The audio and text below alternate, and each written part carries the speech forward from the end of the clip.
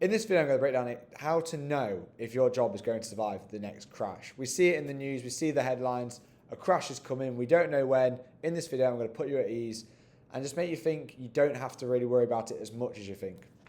So this is according to my own research. I write about what I'm seeing every week, financial markets, that is, in my free newsletter. Please check that out. Link to that will be in the description. Nobody can predict the crash. Nobody knows when it's coming. Timing a market crash, timing a market bottom is so difficult and it's so unknown. Your full-time job has the same uncertainty around it. There's been so many people over the last couple of years, maybe from over-hiring in and around COVID times, who've turned up to work and then yet in a week's time, or you've got to serve your notice, whatever it may be, or people are going to be put at risk of redundancies. I've been in those situations in companies, and it always happens randomly. You don't see it coming. There may be a whisper on the day, but on the day it's too late. It's coming, right?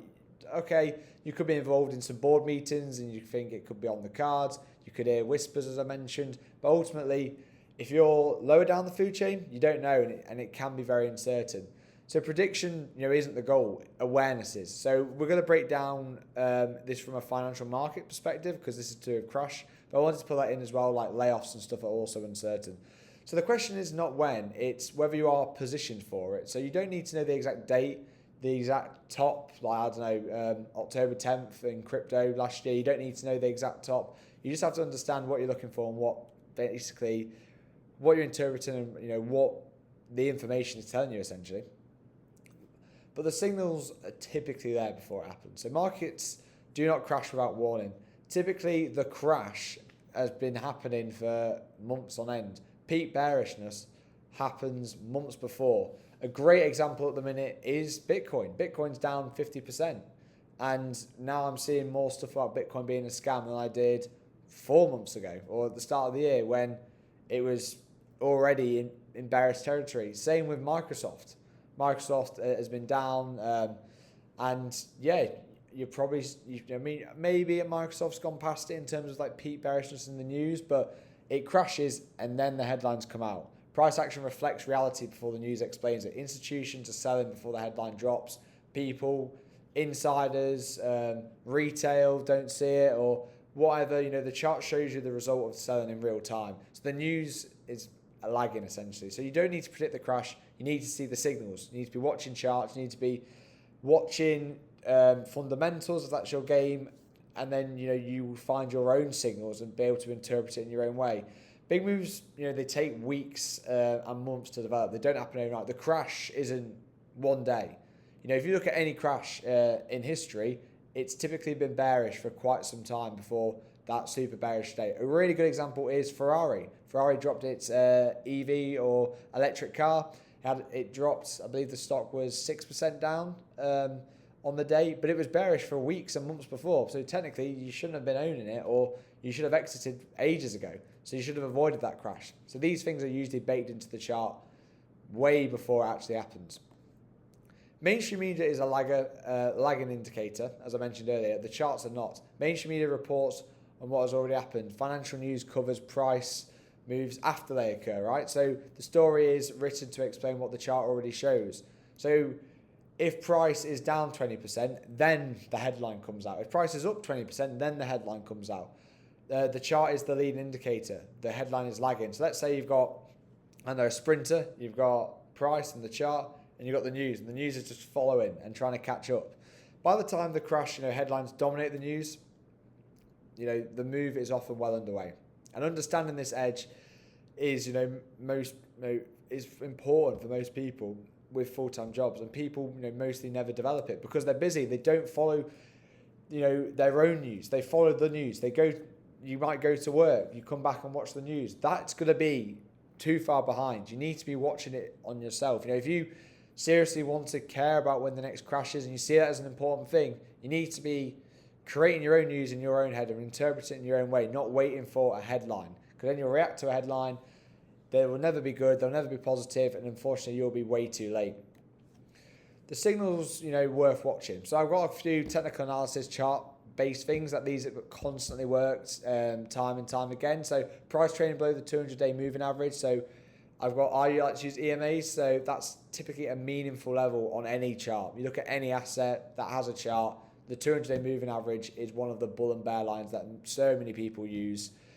Prices below it, bearish. Prices above it, bullish. That simple. Constant, new weekly lows with no meaningful recovery.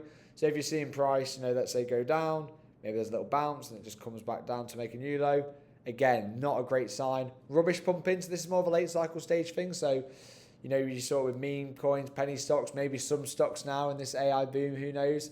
When they start to outperform, it's like, okay, cool, the rubbish is pumping, there's people have house money, this stuff isn't good. That's always a late cycle thing, so that's something else worth watching. And dollarizing as well is risk off. So the dollar tends to be a risk off signal. So typically it doesn't work like this all the time. None of these things always work, but they work more times than not. The dollar rising is risk off, so your stocks, your cryptocurrencies tend to be, okay, cool, you want to be, taking risk off the table because the dollar is rising. So they're 4 easy things to watch and look out for, if you do want to take the next crash seriously.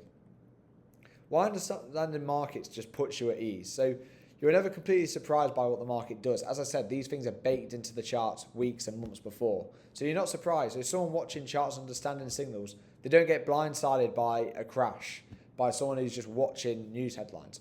Your full-time job feels less fragile because you have that second layer. If your income is only, and this is more related to why you should invest, if your only income stream is your full-time job, is your job, a crash, a job loss is more devastating. When you've been building a skill like investing or markets, I feel like it's just going to naturally put you more at ease because it's like, okay, cool, nice.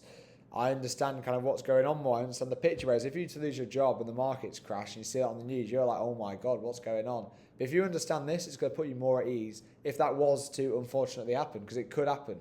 Calm decision making comes from information and not certainty. You need to know the exact outcome to feel in control. You don't need to know, the exact outcome. You need to understand what you are looking for. What's important to you? Establish that. Is the 200-day moving average on the stock market important?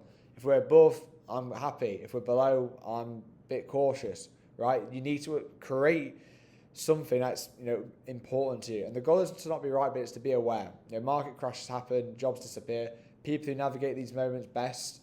And you hear that saying, right? Most wealth is created in a crash. These guys understand that crashes, and they understand when they start to reverse back up, they can be great opportunities to accumulate and get back in.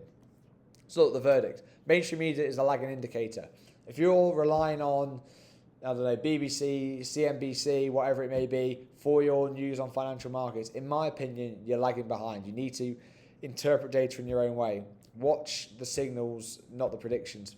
200-day moving average, constantly those rubbish pumps, rising dollar. These are easy things to watch out. Understanding markets gives you a second layer your job cannot. A salary, you need to have investing isn't a source of income, it's a source of wealth creation, right? But I feel like, if you understand markets, it's like, okay, cool, you're just going to feel more at ease and confident in that wealth accumulation process. So look, if you do want to, more of a in-time, in-depth, more of a longer-term thing, like I write a newsletter every week, and you're probably thinking, okay, but your newsletter is just news, it's a lagging indicator.